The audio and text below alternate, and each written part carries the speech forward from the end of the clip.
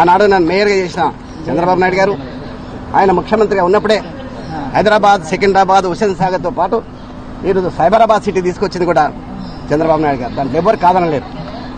సాక్ష్యం నేనే. ఈ హైదరాబాద్ నగరంలో clean and green the best city award